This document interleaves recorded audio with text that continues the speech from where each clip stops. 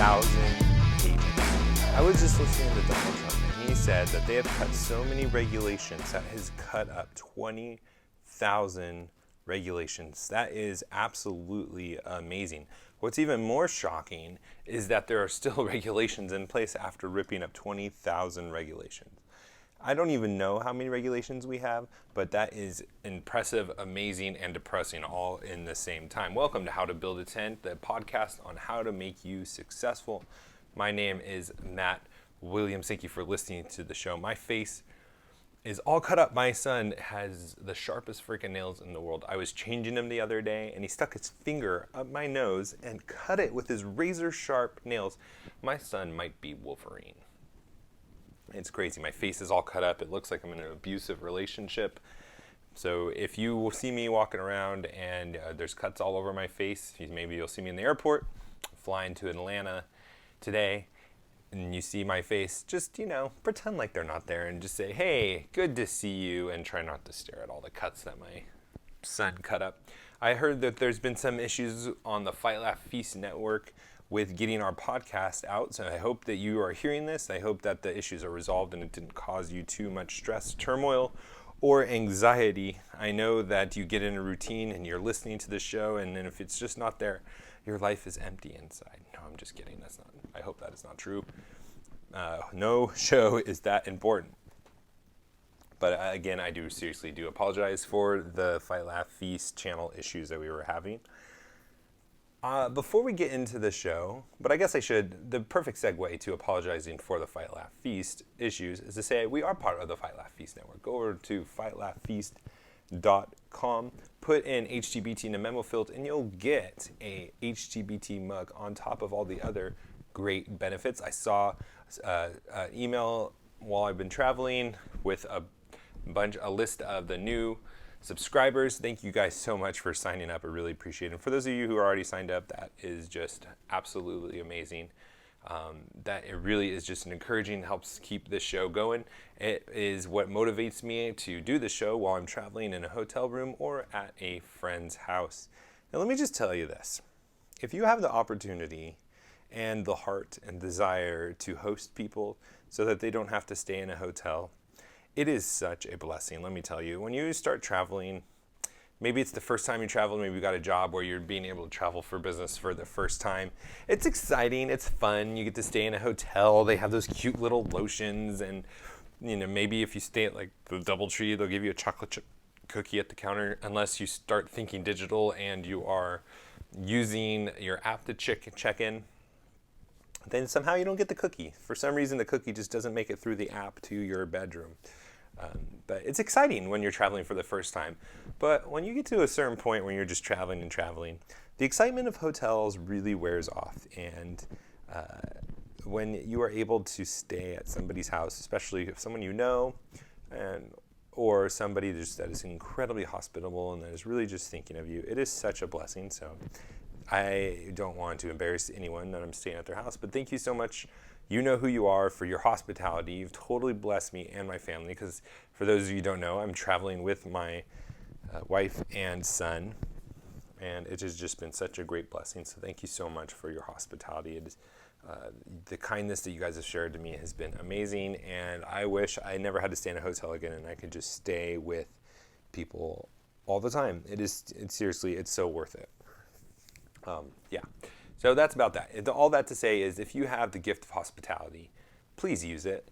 It is such a blessing to people that are traveling, that are working hard, that are in the grind, and I just feel like my job gets a lot easier when the body of Christ is working, right? I mean, that's the dream, right? That all of us that are in the Christian community are using their gifts to exemplify Christ and to portray Christ not only to the world, but to ourselves and to each other, and to get a further understanding of the nature and the character of God.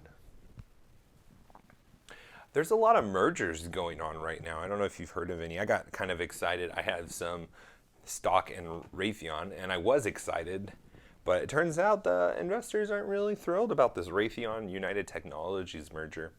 it's going to be a very interesting play. There's stock purchase. I think they said that Raytheon shareholders get 2.4 shares for every share that they have of Raytheon, which, I mean, I would think that the Raytheon stock is going to explode, and it did on the news, but then it kind of dropped. And I'm kind of holding on to it still to see what's going to happen. I don't know if the market really knows how to view this merger yet. But one of the biggest losers, besides those of us who have been holding Raytheon stock, which again I just completely don't understand at all, is GE. A lot of people are saying they manufacture plane engines. They have about 1/5 of the R&D that this new company, Raytheon Technologies. You see what they did there? They took Raytheon United Technologies, dropped the United, and now it's Raytheon Technologies. They have 5 times the R&D research that GE has, which when you are trying to come out with innovative, competitive products, especially for the military, for planes, and there is just a competition for efficient, powerful engines, when you are working off of 1/5 the R&D that your competitors have, you're in a big amount of trouble. But the good thing is GE does make a lot of money off the maintenance of the airplanes, and I almost wonder if they are going to be able to pivot to a maintenance consulting kind of company, kind of like what who did that? IBM. They moved to a consulting kind of company, and they completely pivoted when they realized that they did not have a competitive value proposition anymore to give to the market. So it'll be really interesting to see what happens with GE. And now I know it's not exactly GE. I think it's called GE Aviation or something. It's a spin-off of GE, I believe. But it will be really interesting to see what they do here, because it looks like this merger is going to be threatening their existence, which isn't good in the long run because, hey, we like a lot of competition. It's going to help keep plane ticket prices down. It's going to help keep military spending down, things like that. But at the same time, GE may need to be pivoting and looking for new ways to provide value besides manufacturing plane engines, because they are going to be left behind and not be able to keep up with not enough cash to spend to keep up with companies like Raytheon Technologies and Boeing. I mean, Raytheon Technologies is going to be like the number 2 to Boeing. So they're going to be the 2 big dogs in the industry.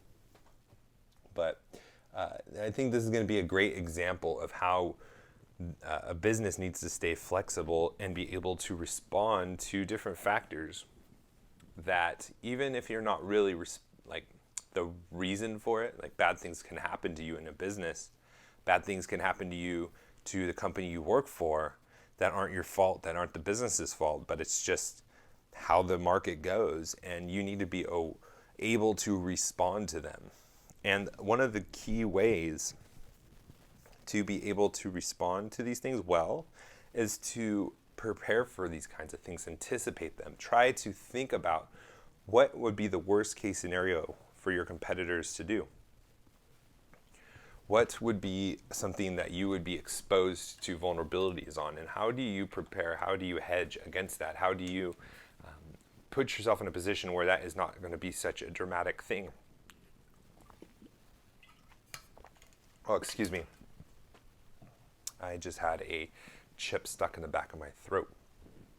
I had to miss lunch, so I was eating unhealthy chips, and apparently it's not conducive for a podcast as well, so excuse me for that. But you want, the more that you as a business leader, either your own business, your startup, or your career, the more that you can prepare, anticipate, and plan, strategize the different scenarios that can be thrown your way that maybe is not in your control at all, but being able to react and prepare and have a plan for when those things that aren't controlled happen, where it can be mitigated and you can manage those crises better, and you're going to be far better off than others who are impacted by the same thing. Maybe it's even a natural disaster like a storm or a hurricane, an earthquake. What will you do when your office is ruined? Will you have a plan where your employees can work from home? Do you have a conference call number that you can call in?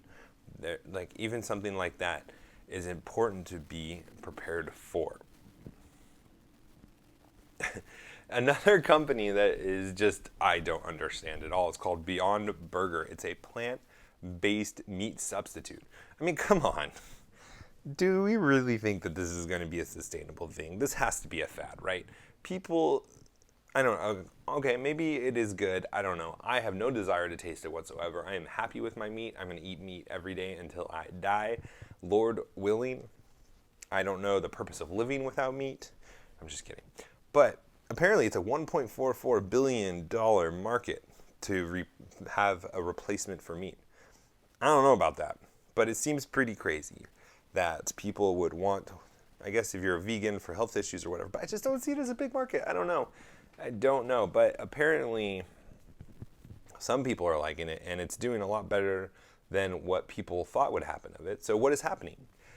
Big players like Nestle and Tyson Food are coming out with their own versions of Beyond Burger, their own meat substitutes. And this is something for us to keep in mind that is important for us to think about when we are deciding if we're starting a business, what industry to go into, what products to offer, is who are my competitors? Who could potentially be my competitors? Now, if you're just doing a side hustle, this probably isn't such a big concern for you because you're not looking to scale this. But if you are like a small business, an entrepreneur, a startup, where you're wanting to go big, that you're wanting to grow and scale this thing up to several rounds of investment, you're going to want to eventually go public. Well, one of the things you really need to consider is the potential competitors you have, or the actual competitors you're going to have. Because there's nothing more frustrating than finding a product fit, a value proposition to customers that works, that fits, that is exciting, that you're growing, that you have exploding growth, and then all of a sudden to see these competitors or potential competitors noticing and swoop in and do the same thing that you do with a lot more money behind them. It's going to be really hard to win. Nestle, Tyson Foods have tons of money. They are international companies. And Beyond Burger, although a first mover in the market, is going to have a lot of competition. They're going to have to do a lot more spending. Their margins are going to come down. And who knows if it's going to be a sustainable business model with all of these other competitors in the market. And it's important, and we take this as a lesson, to really think through beforehand that even if you would be successful, because it's impossible to know if you're going to be successful or not. It takes a lot of work. There is a big chance that you're not going to be successful. But on the small, slim chance that everything goes your way, that you do start becoming successful, what are the chances of competitors coming in and kicking you out of the market? That might be a big discouraging thing. I mean, it's like one of those things with like taxes. Are taxes discourage people from taking risks because the payoff isn't as much as if there wasn't taxes? This should be in that category as well. Is thinking about competitors in the industry or potential competitors in the industry is limiting the success that you're going to have, because you're not going to have as much of a length of time without competition where you're going to have larger margins. At best, you're going to have smaller margins. You're going to have to spend more to advertise, to compete, and to hold your ground and play defense and try different tactics to continue to grow. And that's something very important that I think sometimes we just overlook when we're doing our market analysis, when we're doing our research. Like, oh, there's so much opportunity here. And there might be opportunity here. Maybe you do explore a new niche, a new value proposition that no one else has, that no one else has seen. But it doesn't mean that other people can't take it, especially in the food industry. Now, if you have a patent, if you have something unique, if you have a strategic advantage that people can't easily copy or won't be able to figure out for long periods of time, this isn't so much of an issue. But this is why it's so hard to get into the food industry. It's so hard to get into the food and beverage industry as a whole. It's because it's easily replicated. Now, it might not be the exact same, like Coke versus Pepsi, but they're close enough where if someone with the right more amount of money and the right marketing strategy can move in on your piece of the pie and really impact your sales. And that is another reason that I kind of stay out of the food and beverage business, besides it's really hard work, besides there's just tons of competition already, is as soon as you come out with an energy drink, if you come out with vitamin water, sparkling water, all of those things can be replicated. And they are. When it's proven in the market, the other players come in with their big bank accounts and their marketing, their brand identity, and they swoop in and take your business. So I would really advise you and recommend that you pay attention to that. Another article that I saw, which was funny, but not funny because of the story, was this young Romanian woman thought she had a customer service job in a tech startup, but soon she discovered she was working for a cybercrime ring. Now, that is a very interesting story that I did not think about. When you are looking for your side hustles, you need to do your due diligence to make sure that you're not working for a cybercrime ring. I mean, that's crazy. Never thought that would be possible. Always thought it would be possible that hackers, that fraudsters would try to fraud and to trick me, but I never thought they would use me to do their bidding. And that might be a good warning for all of us to consider as well, and maybe a good reason to go through reputable sites like Upwork, which I highly recommend, by the way. If you can get into Upwork, if you can get the Rising Talent Badge or whatever that's called, and you can start getting some jobs, I would highly recommend that. That has been, I've heard a lot of great things about that. But the reason I bring this story up is not because that's a good warning, which it is, but there's this one line. So in some articles, they have the top of the article that kind of sums up in 2 or 3 points the main gist of the article. And this was the atrocious, this was the offensive part to the author about this whole story. Across Eastern Europe, it says, cybercrime villages have proliferated to support the lucrative, tax-free industry of scamming people, particularly in Europe and the US, stealing credit card numbers and other schemes. Now, it's not just that, in and of itself, they're stealing credit cards and doing other schemes. It's tax-free. And you just know this author is a super liberal that's all about taxes, and there's like some kind of dignity and value in taxing people. And that's like one of the crimes of the tragedy of this whole story. It's not just this woman was tricked into committing crimes. It's not just that people are getting scammed out of their credit cards, but they're not even paying taxes. How dare they go without paying taxes? Oh, the horror. Oh my gosh, what are we gonna do? And it's just like, that is the thing. You could just see that is boiling the blood of this author. And I just was like dying laughing. I was telling everybody at the house that I was staying at that I was being super hospitable about this. And we all got a really good laugh out of that. Man, I'm telling you, taxes are some kind of sacred cow for way too many people. Like, do you understand that they are forcibly taking your money to go spend it however they want to, and it is rarely on what they say it is? I mean, taxes are no noble thing at all. Charity is noble. Loving people, giving, being freely giving with your own personal resources to people that need it, that is noble. That is a great thing. But letting a central government grow by stealing your money to redistribute it and taking the cream off the top to fund and to get power and to lobby, or not to lobby, but to buy influence and to buy more money and to buy more campaign ads, resources, and all that stuff. There's nothing noble about that.